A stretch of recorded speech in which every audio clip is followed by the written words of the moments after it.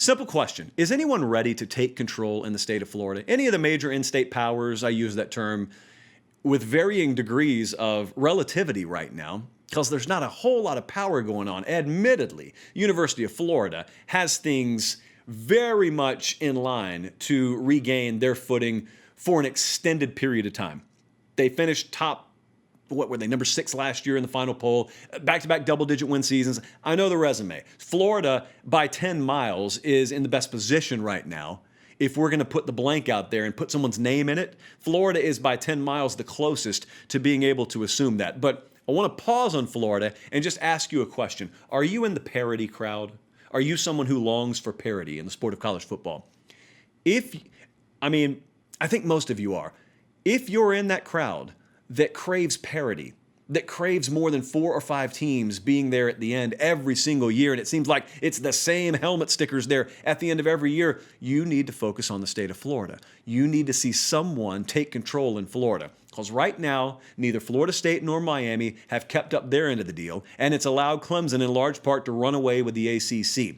And Florida, Miami, and Florida State combined not being able to recruit at a powerhouse level in their state has allowed Alabama and Georgia and Ohio State and Clemson and other programs to come and raid the most fruitful state west of the Mississippi or east of the Mississippi when it comes to recruiting in America.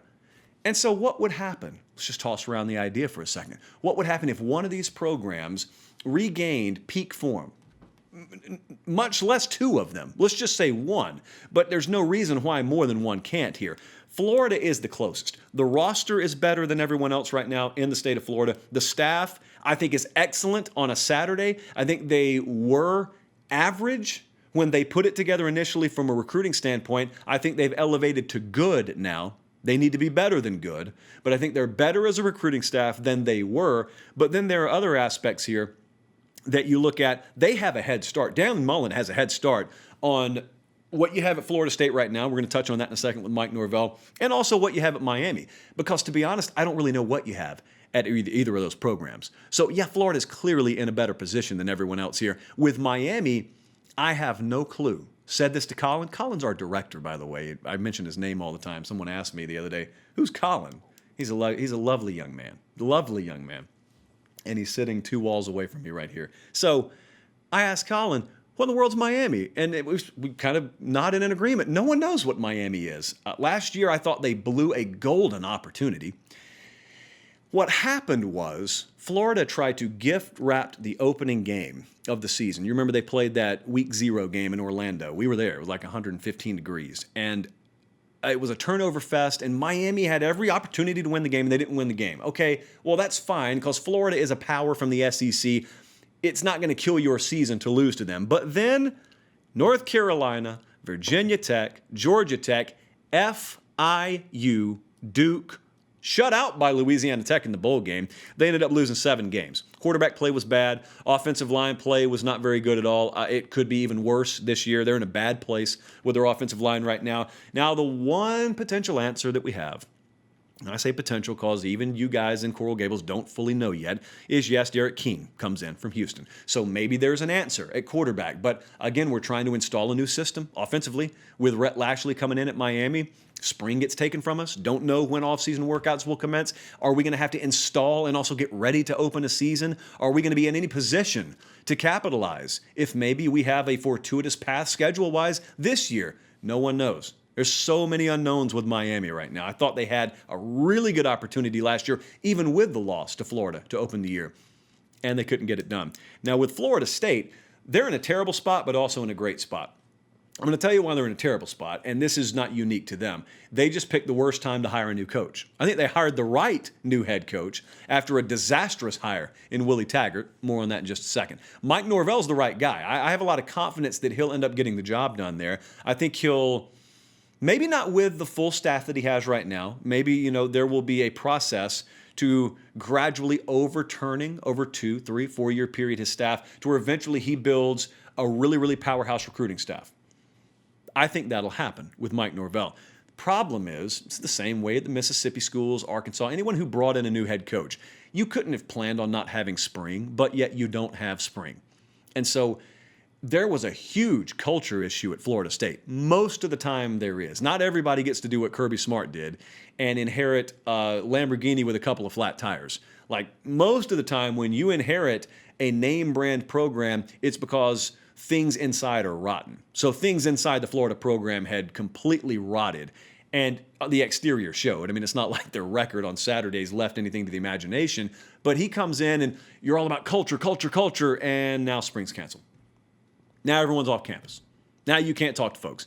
And so it's just the worst of the worst, relatively speaking, from a football standpoint.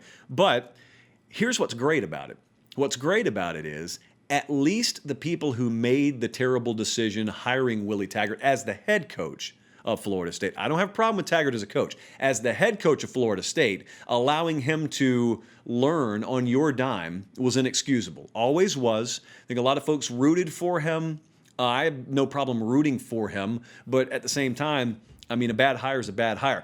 At least they pulled the trigger quickly instead of letting it play out 2 or 3 more years, and then all of a sudden you're much further down a dead-end road than they currently are. So I think Mike Norvell will get it turned around in time, but our guys over at Knowles247.com, they've done a 3-part podcast series on Willie Taggart. Fascinating. I intended to listen to like 10 minutes of it, and I've now listened to about 2.5 of the 3 episodes.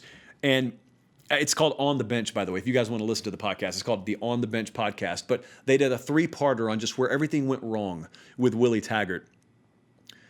You cannot overstate enough the incompetence and the total cluster that was FSU football under Willie Taggart. From a behind-the-scenes aspect, that program lacked the organization that it would take to win most high school regions. And I don't say that sarcastically. I say that very, very seriously. Go listen. Just go read up or listen. If the results on the field weren't evidence enough, fascinating how some people end up in positions of power, but it always goes back to something I talk about a lot. I don't think I've talked about it since we've done the show at 24/7, but believe me, I will. There is a different formula. Getting hired in college football as a head coach versus getting hired in the NFL. In the NFL, you have to convince a lot of football people to hire you. You cannot get hired as a head coach, barring the 1% of organizations out there over the span of history that have been incompetent themselves. Most of the time, if you're getting hired as a head coach in the NFL, X's and O's not even a question. Organizational and leadership, they're not questions. You have cut your teeth, you've paid your dues, and there is nothing that is doubted about your pedigree and the ability to lead other men, lead an organization, and coach and teach the game. In college, you're trying to convince administrators and boosters and fundraisers, the crowd that you have to win over. A lot of good salesmen could win over, and that's what Willie Taggart did. And then he stepped to the podium on his introductory press conference, and he won a lot of people over the same way because he's really good at selling himself. Problem is, you don't win selling. You don't sell wins. You got to earn wins, and they couldn't earn wins. So out with Willie Taggart, in with Mike Norvell, and we arrive back at the same question. Is anyone ready to take over the state of Florida? And my answer is, if there is someone, it'll be the University of Florida. But like I've told you with Florida, until they beat Georgia, this is all a moot point. In fact, I'm going to look at these in a second. Some of these lines of the year, there are a lot of people in the odds-making community that have a lot of confidence in Florida this year. I think those same odds makers may have a little hesitation with Georgia, not from a roster standpoint, but I think from a quarterback standpoint, new offense, there's a remains to be seen kind of collective mentality out there around Georgia. But if someone can do it, my first guess would be Florida, but think about what it would mean. If someone like Miami, someone like Florida State, and I always mention those two because they're in geographically the best position by 10 miles to theoretically compete. I mean, that's the way this was supposed to work when they set the conference up the way it is. If you get someone or 2 programs ideally that all of a sudden sort of meet their standard historically in Florida State and or Miami, and then you also got Florida humming in the SEC, not only do you have a more balanced SEC Eastern Division, and not only do you have a more balanced or at least challenging path for the Clemson Tigers year in and year out, but also it's not as easy for Ohio State and Alabama and Georgia to just go into Florida because right now, guys, those teams are out recruiting the in-state teams.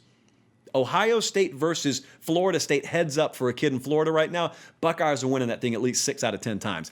Alabama versus Florida right now. Bama's winning those battles a majority of the time.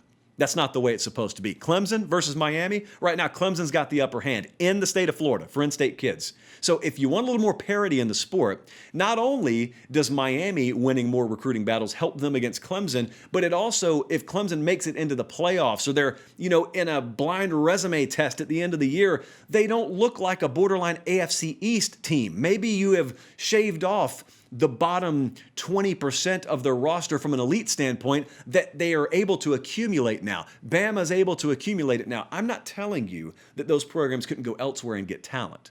But I am telling you, if you're able to suck up a little bit more of your own in-state talent, it brings a few more people potentially to the head table, and maybe just a touch over here and just a touch over here, it pulls some of these teams that have started to really pull away from the sport back down to the head table.